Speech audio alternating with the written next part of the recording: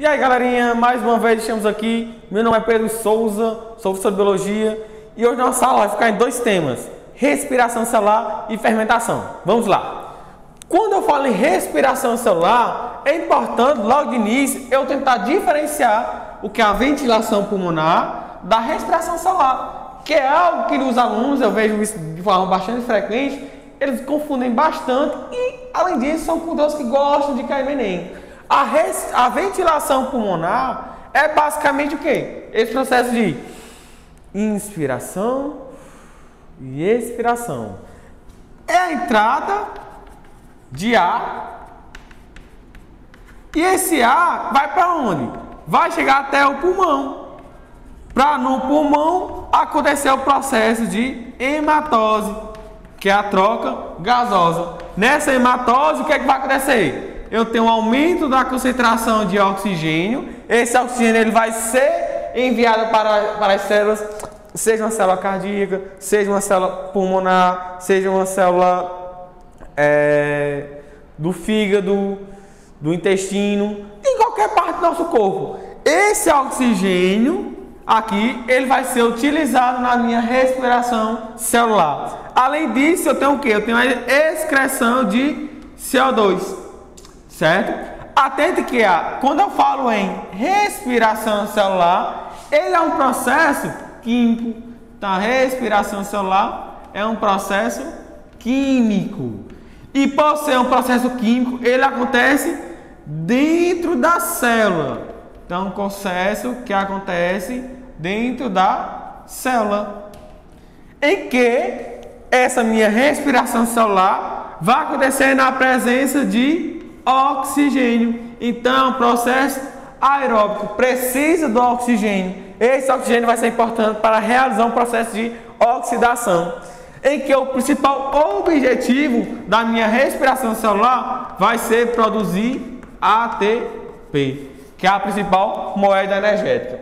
Quando eu falo em fontes de energia, eu tenho que entender que existem três componentes. Eu tenho carboidrato, eu tenho proteína, e eu tenho os lipídios. Carboidrato, proteína e lipídios são as macromoléculas, e essas macromoléculas elas precisam ser quebradas. O meu carboidrato, ele vai ser quebrado numa partícula menor, chamado de glicose. Quem nunca ouviu falar essa palavra, hein? Glicose, principal fonte de energia. A gente vai ter já por que disso. Eu tenho a proteína. A proteína vai ser quebrada formando quem? Aminoácido. O aminoácido vai ser essencial para um processo chamado de gliconeogênese. E eu tenho os lipídios, que vão ser quebrados formando ácido graxo, que vai ser utilizado aqui como fonte de energia, lá na beta-oxidação. Gente, por que a glicose é a principal fonte de energia? Quando eu falo em maior quantidade de energia, maior liberação de energia, eu tenho que entender o seguinte: o ácido graxo, ele é quem libera maior concentração de ATP, dessa moeda energética de energia. Entretanto, a digestão do meu lipídio demora muito, tem muito gasto de tempo. Consequentemente, quando eu falo em custo-benefício, o carboidrato, apesar de, durante essa quebra, a glicose produzir menor concentração de ATP em relação ao aminoácido, em relação ao ácido graxo, ou a quebra da proteína, atende-se o quê? Que o processo de digestão da minha glicose ela é mais rápida. Por ser mais rápido, a glicose vai ser considerada a principal fonte de energia e não o ácido graxo, apesar de ter maior quantidade de liberação de ATP, certo? Aqui eu consigo ver como é a minha moeda energética, esse meu famoso ATP, que vai ser composto por 3 moléculas de fosfato, uma ribose, sendo que a principal ribose é a pentose, e eu tenho a adenina, que é uma base nitrogenada. Como é que vai ser essa liberação de energia? A quebra entre um fosfato e outro vai liberar a energia necessária para uma determinada atividade física ou até mesmo para a movimentação de uma célula ou de alguma molécula. Posteriormente, eu tenho a quebra do outro ATP. Então, isso daqui já foi questão de vestibular. Qual parte do ATP que vai liberar a energia necessária para a respiração celular, por exemplo, ou outro processo, como fotossíntese? Vai ser a quebra entre a primeira molécula de fosfato e a segunda. Quando eu falo em respiração celular, atente que eu vou ter a glicose C6H12O6. Isso daqui tem que estar no sangue de quem vai fazer questão de biologia. C6H12O6, C6H12O6. Aqui é a minha molécula de glicose, em que vai reagir com o meu oxigênio, vai ter um processo de oxidação, formando CO2, água e ATP. Como é que vai ser esse processo? A gente vai entender basicamente lá na frente. Mas já adiantando, essa minha glicose, ela vai ser oxidada pelo meu oxigênio e vai formar o que? Vai formar ATP e vai formar CO2. Então a quebra da glicose vai formar ATP e vai formar CO2. Quando esse meu oxigênio ele é oxidado, vai ser através dele que eu vou ter a formação da água. Então, de onde é que vem o ATP e vem o CO2? CO2 e ATP vem da quebra da glicose. E a água, Pedro, vem da onde? Vem da ação do oxigênio, da reação do oxigênio. Atente que, quando a minha glicose ela é quebrada, ela libera, certo? Ela libera elétrons e ela libera H+. Então, quando a glicose é oxidada pelo oxigênio, libera elétrons e libera H+. Esse elétron e esse H+, ele tem que ser transportado para que aconteça a produção de CO2, de água e de ATP. E quem é que vai ser esses carreadores? Quem é que vai ser o transporte do meu elétron e do meu H+? Vai ser duas moléculas, NADH e FADH. NADH2, FADH2.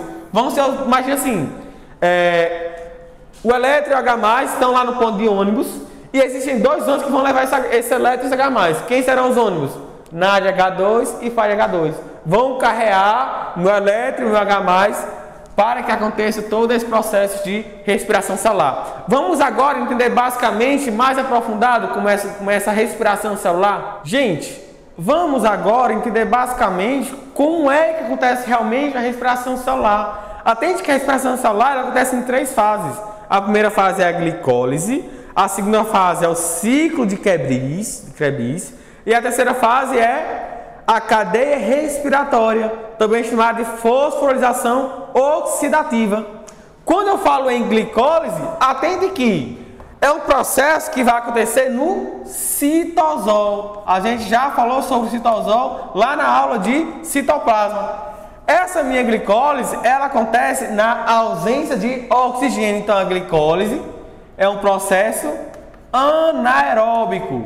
Não precisa do oxigênio para ser realizada. Na glicólise, não adianta, glicólise, quebra da glicose. Então na glicólise inicia o processo da quebra da glicose. Essa glicose, ela vai ser quebrada e vai formar o quê? Vai formar uma substância chamada de ácido pirúvico ou piruvato. Ácido pirúvico. Então vai ser o ácido pirúvico o produto da quebra da glicose no processo da glicólise. Nesse processo aqui, eu vou ter o quê? Eu vou ter a formação de energia. Então, nessa fase já inicia um processo de produção de ATP. Eu tenho uma produção de 4 ATPs. Entretanto, durante a quebra, eu tenho um gasto de 2 ATPs. Consequentemente, o saldo energético, a quantidade total de ATPs que fica na glicólise é apenas de 2. Então, eu tenho 2 ATPs. Continuando, após a formação do ácido pirúvico, se esse ácido pirúvico for encaminhado para um local que ainda continue com oxigênio, eu continuo a respiração celular, que é a segunda fase, que é o ciclo de Krebs. Esse meu ácido pirúvico, ele vai ser essencial para que inicie todo o ciclo do ciclo de Krebs. O que é que eu tenho que me atentar a esse processo no ciclo de Krebs? Que eu tenho a produção de ATP, novamente duas moedas energéticas, 2 ATPs são produzidos. Além disso, eu tenho o início da ação do FAD-H2.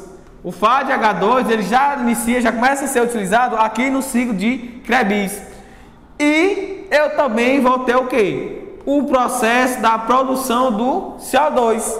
Já que aqui, quando eu junto glicólise mais ciclo de Krebs, eu vou ter o processo de oxidação total da glicose. Se eu falar apenas em glicólise, eu tenho uma oxidação parcial da glicose. Quando eu tenho glicólise mais ciclo de Krebs, eu tenho oxidação total. Essa oxidação total faz com que eu tenha o quê? A liberação do CO2. A última fase é a cadeia respiratória, também chamada de fosforilação oxidativa. Basicamente, o que é que eu tenho? Eu tenho uma cadeia, e nessa cadeia eu tenho a ação de elétrons e de H+. Esses elétrons, eles vão pulando. Nessa evolução, eu vou tendo o quê? Eu vou tendo a liberação de calor, produção de energia calor, e além disso a produção de ATP. Vai ser aqui na cadeia respiratória em que eu tenho o maior saldo de ATPs.